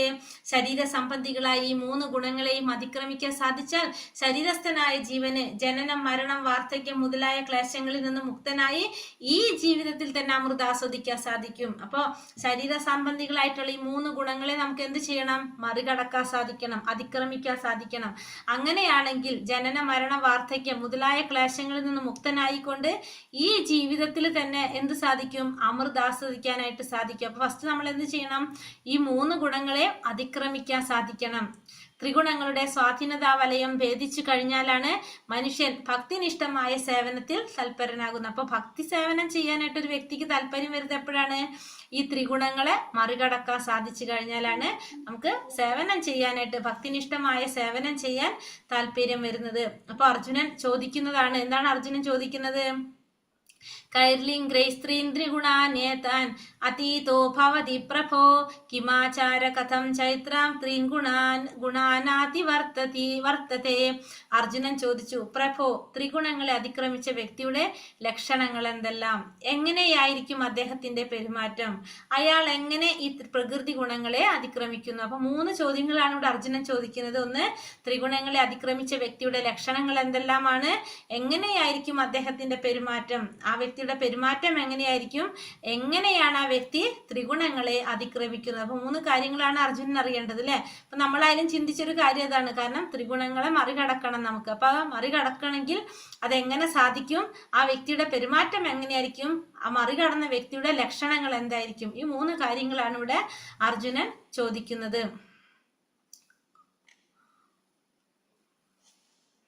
അപ്പൊ ഭഗവാൻ എന്താ പറയുന്നത്?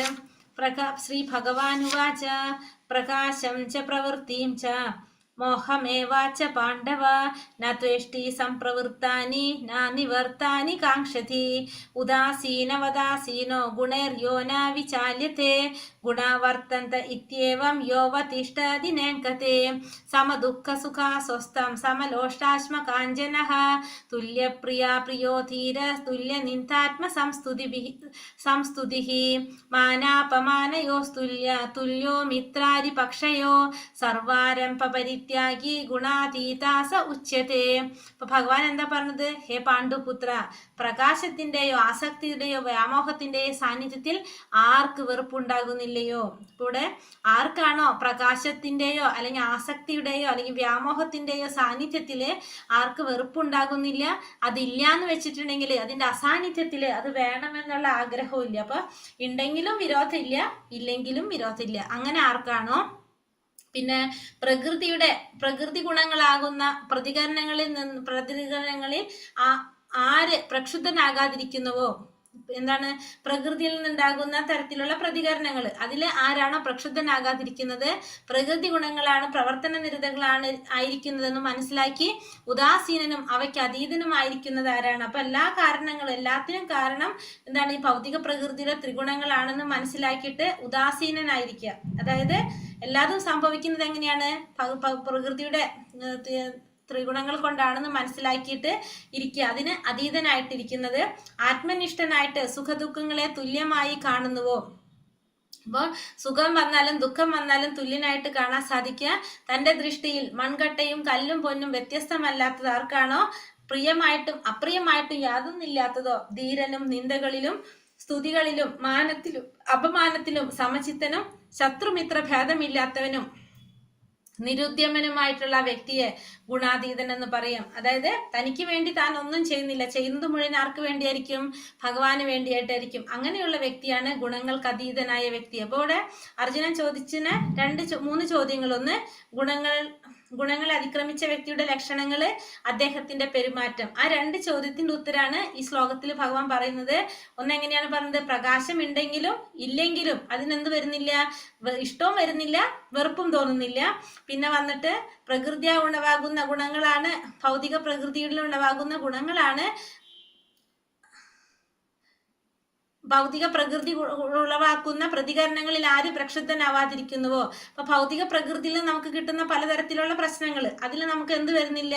പ്രക്ഷുബ്ധത തോന്നുന്നില്ല, നമുക്ക് അതിനോടൊന്നും തോന്നുന്നില്ല. നമുക്ക് എന്ത് ഭാവമാണ്? നമുക്ക് ഒരേ ഭാവത്തിലാണ് നമ്മൾ ചിന്തിക്കുന്നത്. നമുക്ക് അതിനോട് ദേഷ്യം വരുന്നില്ല, ഇഷ്ടവും തോന്നുന്നില്ല. പിന്നെ പ്രകൃതി ഗുണങ്ങളാണ് പ്രവർത്തന നിരതങ്ങളായിരിക്കുന്നത് എന്ന് മനസ്സിലാക്കി ഉദാസീനനും അവയ്ക്ക് അതീതനുമായിരിക്കും. അപ്പൊ ഭൗതിക പ്രകൃതിയുടെ ഗുണങ്ങളാണ് പ്രവർത്തന നിരതങ്ങളായിരിക്കുന്നത്, നമ്മളല്ല ചെയ്യുന്നത്, ഇതാണ് ചെയ്യുന്നത് മനസ്സിലാക്കിയിട്ട് നമ്മൾ ഉദാസീനനായിട്ടിരിക്കുക, അല്ലെങ്കിൽ അതിന് അതീതനായിട്ടിരിക്കാനായിട്ട് നോക്കാം. അങ്ങനെയാണെങ്കിൽ പിന്നെന്താണ്? ആത്മനിഷ്ഠനായിട്ട് സുഖദുഃഖങ്ങളെ തുല്യ നിലയിൽ കാണാൻ സാധിക്കുക. പിന്നെ ആരുടെ ദൃഷ്ടിയിലാണോ മൺകട്ടയും കല്ലും പൊന്നും വ്യത്യസ്തമല്ലാത്തത്, അങ്ങനെയുള്ളതാണ് എന്ത്? ഈ ഒരു ത്രിഗുണങ്ങളെ അതിക്രമിച്ച വ്യക്തിയുടെ ലക്ഷണങ്ങൾ പറയാം. ആ വ്യക്തിയുടെ പെരുമാറ്റം എങ്ങനെയായിരിക്കും? ആ വ്യക്തിക്ക് പ്രിയമായിട്ടും അപ്രിയമായിട്ടും യാതൊന്നും ഉണ്ടാകില്ല. മറ്റുള്ളവര് ധീരനെന്ന് പറഞ്ഞാലും നിന്ദിച്ചാലും സ്തുതിച്ചാലും മാനിച്ചാലും അപമാനിച്ചാലും എങ്ങനെയാണ്? ശത്രുക്കളോടും മിത്രങ്ങളോടും സമഭാവനയോടെ ആയിരിക്കും പെരുമാറുന്നത്. പിന്നെ നിരുദ്യമനായിട്ടുള്ള ഒരു വ്യക്തിയായിരിക്കും. തനിക്ക് വേണ്ടിയിട്ട് ഒന്നും ചെയ്യുന്നില്ല, ചെയ്യുന്നത് മുഴുവൻ ആർക്ക് വേണ്ടിയിട്ടായിരിക്കും? ഭഗവാന് വേണ്ടിയായിരിക്കും ചെയ്യുന്നത്. അങ്ങനെയുള്ള ഒരു വ്യക്തിയാണ് എന്ത്? ഈ ത്രിഗുണങ്ങള് മറികടന്ന വ്യക്തി, ഗുണങ്ങൾക്ക് അതീതനായിട്ടുള്ള വ്യക്തി എന്ന് പറയുന്നത് ആയിരിക്കും അദ്ദേഹത്തിന്റെ പെരുമാറ്റം. പിന്നെ 3ാമത്തെ ചോദ്യം എന്താണ്? എങ്ങനെയാണ് ഈ ഗുണങ്ങളെ മറികടക്കാൻ സാധിക്കുന്നത്? അതെന്താ പറയണത്? മാംചയോ വ്യഭിചാരേണ ഭക്തിയോഗേന സേവതേ സാഗുണാൻ സമതീതൈതാൻ ബ്രഹ്മഭൂയായ കൽപ്പതേ. ഏതു പരിതസ്ഥിതിയിലും പിഴയ്ക്കാതെ ഭക്തിപൂർവ്വം ഭഗവത് സേവനത്തിൽ ഏർപ്പെടുന്നവർക്ക് വേഗത്തിൽ ഭൗതിക പ്രകൃതിയുടെ ത്രിഗുണങ്ങളെ അതിക്രമിച്ച് ബ്രഹ്മപദത്തിലെത്താം. അപ്പൊ എങ്ങനത്തൊക്കെ സാഹചര്യം നമുക്ക് വന്നാലും നമ്മൾ എന്ത് വേണം? പിഴയ്ക്കാതെ ഭക്തിപൂർവ്വം ഭഗവാന്റെ സേവനത്തിൽ ഏർപ്പെടണം. നമ്മൾ എങ്ങനെ സാഹചര്യം വന്നാലും പിഴയ്ക്കാതെ നമ്മൾ എന്ത് ചെയ്തുകൊണ്ടിരിക്കുക? ഭക്തിപൂർവ്വം ഭഗവാന്റെ സേവനത്തിൽ ഏർപ്പെടുന്നവർക്ക് ഭൗതിക പ്രകൃതിയുടെ ത്രിഗുണങ്ങളെ മറികടക്കാനായിട്ട് സാധിക്കും, ബ്രഹ്മപദത്തിലെത്താനായിട്ട് സാധിക്കും. അപ്പൊ എങ്ങനത്തെയൊക്കെ സിറ്റുവേഷൻ നമുക്ക് വന്നാലും നമ്മൾ എന്ത് ചെയ്തുകൊണ്ടിരിക്കണം? ഭഗവാന്റെ സേവനം നമ്മൾ ഒരിക്കലും വിട്ടുകളയാനായിട്ട് പാടില്ല. പിഴയ്ക്കാതെ ഭക്തിപൂർവ്വം ഭഗവത് സേവനം ചെയ്തുകൊണ്ടിരിക്കുന്നവർക്ക് ഈ ഭൗതിക പ്രകൃതിയുടെ ത്രിഗുണങ്ങളെ മറികടക്കാനായിട്ട് സാധിക്കും. കൃഷ്ണാവബോധം ഉദിക്കുക അഥവാ ഭക്തിപൂർവ്വം ഭഗവത് സേവനം ചെയ്യുക എന്നാൽ കൃഷ്ണനോട് തുല്യത നേടുക എന്നാണ് അർത്ഥം. തന്റെ ഭാവം സച്ചിദാനന്ദാത്മകമാണെന്ന് ഭഗവാൻ പ്രസ്താവിച്ചിട്ടുണ്ട്. സ്വർണ്ണ കലശങ്ങൾ, ശകലങ്ങൾ സ്വർണ്ണഖനിയുടെ അംശങ്ങളാകുന്നത് പോലെ ജീവസത്തകൾ ഭഗവാന്റെ അംശങ്ങളാണ്. അപ്പൊ കൃഷ്ണാവബോധം ഉദിക്കുക അല്ലെങ്കിൽ ഭക്തിപൂർവ്വം ഭഗവത് സേവനം ചെയ്യുക എന്ന് പറഞ്ഞാൽ എന്താർത്ഥം? ഭഗവാനോട് തുല്യനായി തീരാം. അപ്പൊ ഭഗവാന്റെ ഭാവം എങ്ങനെയാണ്? എപ്പോഴും സച്ചിദാനന്ദനാണ് ഭഗവാൻ. അപ്പൊ സ്വർണത്തിന്റെ ശകലങ്ങള് എന്താണ്? സ്വർണ്ണഖനിയുടെ അംശങ്ങളാണ്. അതേപോലെ തന്നെ ഈ ജീവാത്മാക്കളെല്ലാം ഭഗവാന്റെ അംശങ്ങളാണെന്നും മനസ്സിലാക്കാം. ബ്രഹ്മണോ ഹി പ്രതിഷ്ഠാഹം അമൃതസ്യാവയസ്യ ച ശാശ്വതസ്യ ച ധർമ്മസ്യ സുഖ സൈകാന്തികസ്യ ച. അമൃതവും അക്ഷയവും ശാശ്വതവും ആത്യന്തിക സുഖത്തിന്റെ മൂലസ്ഥാനവുമായ വ്യക്തിശൂന്യ ബ്രഹ്മത്തിന്റെ അടിസ്ഥാനവും ഞാൻ തന്നെയാണ്. അപ്പൊ എല്ലാത്തിന്റെ അടിസ്ഥാനം ആര് തന്നെയാണ്? ഭഗവാൻ തന്നെയാണ്. അമൃതമായിട്ടുള്ളത് വെച്ചാൽ ഒരിക്കലും നശിക്കാത്തത്, അക്ഷയവും നശിക്കാത്തത്, ക്ഷയിക്കാത്തത്, ശാശ്വതമായിട്ടുള്ളത്, എപ്പോഴും നിലനിൽക്കുന്നത്, പിന്നെ ആത്യന്തികമായ സുഖത്തിന്റെ മൂലസ്ഥാനവും എല്ലാതും ആര് തന്നെയാണ്? പിന്നെ വ്യക്തിശൂന്യ ബ്രഹ്മവും, ആ ബ്രഹ്മത്തിന്റെ അടിസ്ഥാനവും ആര് തന്നെയാണ്? എല്ലാം ഭഗവാൻ തന്നെയാണ്. അപ്പൊ എല്ലാതും ഭഗവാൻ തന്നെയാണെന്ന് ഇവിടെ ഭഗവാൻ പറയാണ്. 4 കുമാരന്മാർക്ക് ആദ്യം പരമസത്യത്തെക്കുറിച്ച് ബ്രഹ്മം എന്ന സങ്കല്പമാണ് ഉണ്ടായിരുന്നത്. പിന്നീട് അവർ ക്രമേണ ഭക്തിഭരിതമായ ഭഗവത് സേവന തലത്തിലേക്ക് ഉയർന്നു. വ്യക്തിശൂന്യ ബ്രഹ്മസങ്കല്പത്തിനപ്പുറം എത്താൻ സാധിക്കാത്തവർക്ക് വീഴ്ച പറ്റിയേക്കും. അപ്പൊ ആദ്യം 4 കുമാരന്മാര്, സനക, സനാതന, സനന്ദ, സനൽ കുമാരന്മാര്, അവർ ആദ്യം പരമസത്യത്തെ ഏത് ഭാവത്തിലാണ് അവർ കണ്ടിരുന്നത്? ബ്രഹ്മസങ്കല്പത്തിലായിരുന്നു ആ പരമമായ സത്യത്തെ അവർ മനസ്സിലാക്കിയിരുന്നത്. പിന്നീട് അവർക്ക് എന്താണ്, അവർ പിന്നെ ഭക്തിഭാവത്തിലേക്ക് വരാണ്, സേവന തലത്തിലേക്ക് എത്തി. അവർ ഭഗവാനെ വ്യക്തിരൂപത്തിൽ ആരാധിക്കാനായിട്ട് തുടങ്ങി. വ്യക്തിരൂപത്തിൽ ആരാധിക്കാത്തവർക്ക്, അതായത് ബ്രഹ്മരൂപത്തിൽ ആരാധിക്കുന്നവർക്ക് എന്ത് സംഭവിക്കാം? ബ്രഹ്മത്തിൽ ആരാധിക്കുന്നവർക്ക് വീഴ്ച പറ്റാനുള്ള സാധ്യതയുണ്ട്. കാരണം എന്താണ്? വ്യക്തിരൂപത്തിൽ ആരാധിക്കുമ്പോൾ നമ്മളൊരു വ്യക്തിയെ കാണുകയാണ്, നമ്മളൊരു വ്യക്തിക്ക് ഒരു രൂപമുണ്ട്, നമ്മൾ അതൊക്കെ മനസ്സിൽ വിചാരിച്ചിട്ടാണ് നമ്മൾ ആരാധിക്കുന്നത്. പക്ഷെ ബ്രഹ്മത്തിൽ ആരാധിക്കുക എന്ന് പറയുമ്പോൾ ഒരു പ്രകാശമാണ്. അപ്പൊ പ്രകാശമാകുമ്പോൾ നമുക്ക് എന്ത് പറ്റും? വീഴ്ച പറ്റാനായിട്ട് സാധ്യതയുണ്ട്. സേവകനും ഏതാണ്ട് രാജാവിനെ പോലെ സുഖം അനുഭവിക്കുന്നു. ഭക്തിയുടെ സേവനം അനുഭവിക്കുന്നതോടൊപ്പം ശാശ്വതമായ ആനന്ദവും ശാശ്വതമായ ജീവിതവും ഉണ്ടാകുന്നു. ഭക്തിയുടെ സേവനത്തിൽ ബ്രഹ്മസാക്ഷാത്കാരവും ശാശ്വതത്വവും അക്ഷയത്വവും ഉൾക്കൊള്ളുന്നു. ഭക്തിയുടെ സേവനത്തിൽ മുഴുകിയിരിക്കുന്ന ഭക്തന് ഇവയെല്ലാം സിദ്ധമാകുന്നു. അപ്പൊ എങ്ങനെയാ പറഞ്ഞ? രാജാവിനെ പോലെ സുഖം അനുഭവിക്കാനായിട്ട് സാധിക്കുന്നു. ഭക്തിയുടെ സേവനത്തോടൊപ്പം ശാശ്വതമായ ആനന്ദവും ശാശ്വതമായ ജീവിതവും ഉണ്ടാകും. അപ്പൊ ഭക്തിയുടെ സേവനം ചെയ്തു കഴിഞ്ഞാൽ എന്താ ഗുണം? നമുക്ക് ശാശ്വതമായിട്ടുള്ള പരമാനന്ദം നമുക്ക് കിട്ടും. പിന്നെ ശാശ്വതമായിട്ടുള്ള ഒരു ജീവിതം നമുക്ക് അനുഭവിക്കാനായിട്ട് ഭക്തിയുടെ സേവനത്തിലൂടെ സാധിക്കും. ഭക്തിയുടെ സേവനത്തിൽ ബ്രഹ്മസാക്ഷാത്കാരവും ശാശ്വതമായ അക്ഷയത്വവും ഉൾക്കൊള്ളുന്നു. അപ്പൊ ഭക്തിയുടെ സേവനത്തിൽ എന്താണ്? എല്ലാം നമുക്ക് അതിൽ ഉൾക്കൊള്ളാൻ സാധിക്കും. ബ്രഹ്മസാക്ഷാത്കാരം ഉണ്ടാവും, ശാശ്വതത്വവും അക്ഷയവും എല്ലാം അതിൽ ഉൾക്കൊള്ളും. ഭക്തിയുടെ സേവനത്തിൽ മുഴുകിയിരിക്കുന്ന ഭക്തന് ഇവയെല്ലാം സിദ്ധിക്കും. അപ്പൊ ഭക്തിയുടെ സേവനം ചെയ്തിരിക്കുന്ന വ്യക്തിക്ക് എല്ലാ തരത്തിലുള്ള സുഖങ്ങളും അനുഭവിക്കാനായിട്ട് സാധിക്കും. കാരണം ഭക്തിയുടെ സേവനം ചെയ്തുകൊണ്ടിരിക്കുന്ന വ്യക്തിയെ ആ ഭക്തന്റെ ആഗ്രഹങ്ങൾ മുഴുവൻ ആര് നടത്തി തരും? ഭഗവാൻ നിർവഹിച്ചു തരും. അപ്പൊ അതുകൊണ്ട് ഭക്തിയുടെ സേവനത്തിൽ മുഴുകിയിരിക്കുന്ന ഒരു ഭക്തന് എല്ലാതും സിദ്ധിക്കാനായിട്ട് സാധിക്കും. ഹരേ കൃഷ്ണ കൃഷ്ണ കൃഷ്ണ ഹരേ ഹരേ, ഹരേ രാമ രാമ രാമ ഹരേ ഹരേ. വഞ്ചാകൽപതരൂപേശ്ച കൃപാ സിന്ധോഭ്യേവ ച പതിതാനാം പാവനേഭ്യോ വൈഷ്ണവേഭ്യോ നമോ നമഃ. അനന്തകോടി വൈഷ്ണവവൃന്ദ കി ജയ്. ശ്രീല പ്രഭുപാദ് കി ജയ്. ശ്രീല ഗുരുദേവ് കി ജയ്. നിതായ് ഗൗരപ്രമാനന്ദേ. ഹരി ഹരി ബോൽ. ഹരേ കൃഷ്ണ. ഹരേ കൃഷ്ണ. എല്ലാവർക്കും നന്ദി. ഹരേ കൃഷ്ണ. മാതാജി, എന്നെ ഈ ഗ്രൂപ്പിൽ ചേർത്തിട്ടില്ല. ഞാൻ ഒരു ലിങ്ക് എനിക്കൊരാൾ തന്നിട്ടാണ് ഞാൻ ഈ ഗ്രൂപ്പിൽ കുറെ ദിവസങ്ങളായി ഞാൻ ഈ ഗ്രൂപ്പിൽ ജോയിൻ ചെയ്യുന്നത്. ഞാൻ മെസ്സേജ് അയച്ചിരുന്നു, പക്ഷെ എന്നെ ഇതുവരെയും ഈ ഗ്രൂപ്പിൽ ചേർത്തിട്ടില്ല. മാതാജിയുടെ പേരെന്താ? രജനി. ഞാൻ ഇത് ഭഗവത്ഗീത ചൊല്ലി ഇടാറൊക്കെ ഉണ്ട്. ഞാൻ അല്ല, ഈ ആർക്കാ മെസ്സേജ് ഇട്ടത്? ഞാൻ മാമനല്ല, വേറൊരാൾക്കാണ് മാതാജി ഇട്ടിരിക്കുന്നത് മെസ്സേജ്. ഞാൻ പേര് ഞാൻ ഓർക്കുന്നില്ല. ഞാൻ മെസ്സേജ് ഇട്ടിട്ടുണ്ട്. ഞാൻ കഴിഞ്ഞ ദിവസം ഞാൻ മെസ്സേജ് ഇട്ടിരുന്നു. അപ്പൊ എന്നോട് സമയമൊക്കെ ചോദിച്ചു, പക്ഷെ ഞാൻ സമയവും പറഞ്ഞു, പക്ഷെ എനിക്ക് എന്നെ ജോയിൻ ചെയ്യിച്ചിട്ടില്ല. അപ്പൊ എനിക്ക് തന്നെ ഇട്ടിരിക്കുന്നത്. ഞാനാണ് ഇന്നലെ അങ്ങോട്ട് സമയം ചോദിച്ചിട്ട് മെസ്സേജ് ഇട്ടത് അല്ലേ? അതെ അതെ അതെ. ഒന്നുകൂടി അതെ, പേര് വരുന്നില്ല അതില്. മാതാജി ഒന്നുകൂടി ഒന്ന് ഹരേ കൃഷ്ണ എന്നൊരു മെസ്സേജ് ഇട്ട് എനിക്ക്. അപ്പൊ ഞാൻ ഇടയിരുന്നു. ശരി, ഇന്ന് ഇട്ടേക്കാം. ഓ ശരി ശരി. ഹരേ കൃഷ്ണ. ഹരേ കൃഷ്ണ. നമുക്ക് ക്വസ്റ്റ്യൻ ആൻസർ നോക്കാം.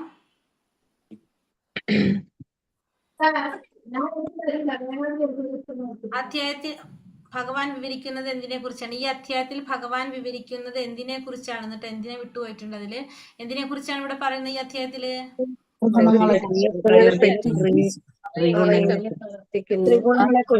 ത്രിഗുണങ്ങളെ കുറിച്ച്. എന്തിനെ കുറിച്ചാണ് പറയുന്നത്? ഭൗതിക പ്രകൃതിയുടെ ത്രിഗുണങ്ങളെ കുറിച്ചാണ് ഇവിടെ പറയുന്നത്. ഭൗതിക പ്രകൃതിയിൽ എന്തെല്ലാം അടങ്ങിയിട്ടുണ്ട്? സത്വഗുണം, രജോഗുണം, തമോ ഗുണം. സത്വഗുണത്തില് ബന്ധനം എപ്രകാരമാണ്? സുഖത്താലും കൊണ്ടും ബന്ധിച്ചു വെച്ചിരിക്കും. പ്രകാശമാനവും എല്ലാ പാപങ്ങളിൽ നിന്നും മോചിപ്പിക്കുന്നതുമാണ് സത്വഗുണത്തിലുള്ള ബന്ധനം എന്ന് പറയുന്നത്. ബന്ധിച്ചിരിക്കുന്ന സത്വഗുണത്തില്. പിന്നെ അളവറ്റ തൃഷ്ണയിൽ നിന്നുണ്ടാകുന്ന ഗുണം ഏതാണ്? മൂന്നാമത്തെ ആൻസർ ഒന്നുകൂടി പറയണേ. ലാസ്റ്റിക്ക് എത്താം, ഒരു മിനിറ്റ്. തമോ ഗുണം ഒരാളെ എങ്ങനെയാണ് ബന്ധിക്കുന്നത്? നമ്മൾ പറഞ്ഞു, തമോ ഗുണം എങ്ങനെയാ ബന്ധിക്കുന്നത്? ശരീരങ്ങളെ വ്യാപിപ്പിക്കുന്നതാണ്. ഉന്മാദം കൊണ്ടും അലസത, ഉന്മാദം, അകർമ്മണ്യത, ഉന്മാദം, അലസത, നിദ്ര എന്നുകൊണ്ട് ബന്ധിച്ച് ഉന്മാദം, അലസത, അകർമ്മണ്യത ഒക്കെ പറയാം. കുടുക്കിയിരിക്കുന്നു. സത്വഗുണത്തിന് ഈ ബന്ധനം 3 ഗുണങ്ങളെയും അതിക്രമിച്ച അവസ്ഥ ഏതാണ്? വിശുദ്ധ സത്വം. വിശുദ്ധ സത്വഗുണം. ഈ 3 ഗുണങ്ങളെയും അതിക്രമിക്കുന്നത് വിശുദ്ധ സത്വം അല്ലെങ്കിൽ വസുദേവാവസ്ഥ. വസുദേവാവസ്ഥ. അമലാൻ എന്ന പദത്തിന്റെ അർത്ഥം മാലിന്യമില്ലാത്തത്. മാലിന്യമില്ലാത്തത്. അമലാൻ എന്ന് വെച്ചാല് മാലിന്യങ്ങളില്ലാത്തത്. അമലപുരാണം എന്നറിയപ്പെടുന്നത് ഏതാണെന്നറിയോ? അമലപുരാണം എന്നറിയപ്പെടുന്നത് ഏത് പുരാണെന്നറിയോ? അമലപുരാണം അറിയില്ല മാതാജി. ഭാഗവതം അമലപുരാണം എന്നാണ് അറിയപ്പെടുന്നത്. മാലിന്യങ്ങളില്ലാത്തത്. അർജുനൻ ഭഗവാനോട് ചോദിക്കുന്ന 3 ചോദ്യങ്ങൾ എന്തൊക്കെയായിരുന്നു? വ്യക്തിയുടെ ലക്ഷണങ്ങൾ, എങ്ങനെയാണ് പെരുമാറുന്നതെന്നുള്ളത്, എങ്ങനെ ത്രിഗുണങ്ങളെ മറികടക്കും. അതെ, അതായത് ത്രിഗുണങ്ങൾ അതിക്രമിച്ച വ്യക്തിയുടെ ലക്ഷണങ്ങൾ, ആ വ്യക്തിയുടെ പെരുമാറ്റം, എങ്ങനെയാണ് ഈ ത്രിഗുണങ്ങളെ മറികടക്കാൻ ആ വ്യക്തിക്ക് സാധിക്കുന്നത് അല്ലെ? 3 ചോദ്യങ്ങളാണ് ഭഗവാനോട് അർജുനൻ ചോദിക്കുന്നത്. നമ്മളെ ചോദ്യം തന്നെയാണിത് 3. നമുക്ക് തോന്നുന്ന ചോദ്യം തന്നെയാണിത് അല്ലെ? അതിനുള്ള ഉത്തരം ഭഗവാൻ എന്താ പറഞ്ഞത്? ഒന്നാമത്തില് ഗുണങ്ങളാവുന്ന പ്രതികരണങ്ങളിൽ പ്രക്ഷുബ്ധനാകാതെ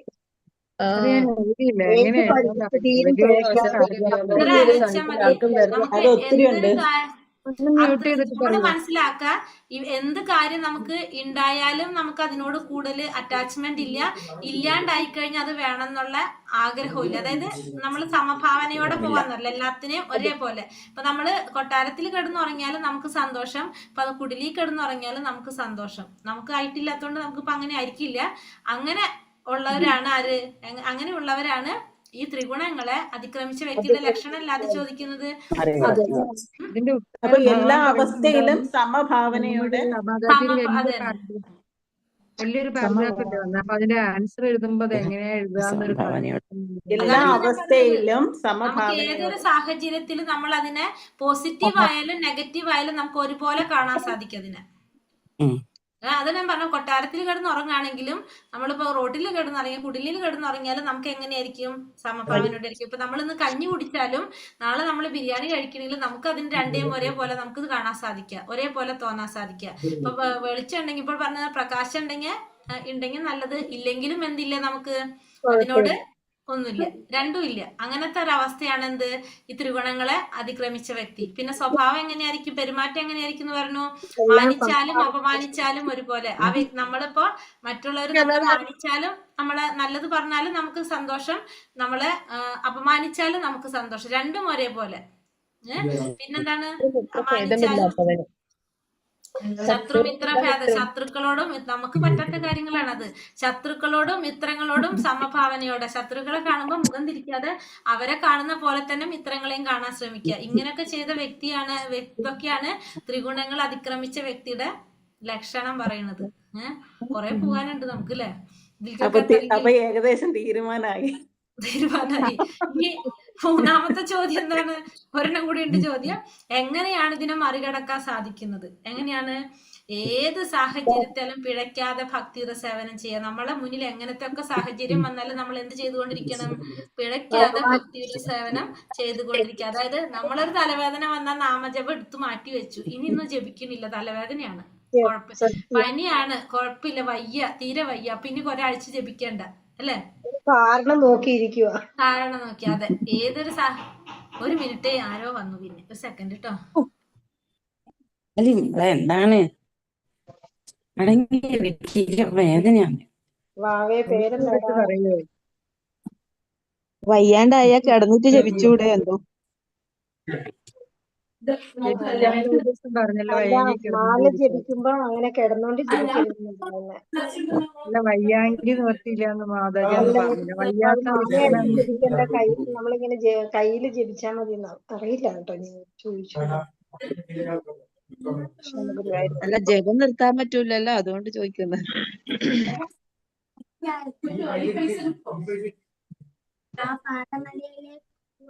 എല്ലാവരും ഡ്രാമ കേട്ടോ? മലയാളം കണ്ടു.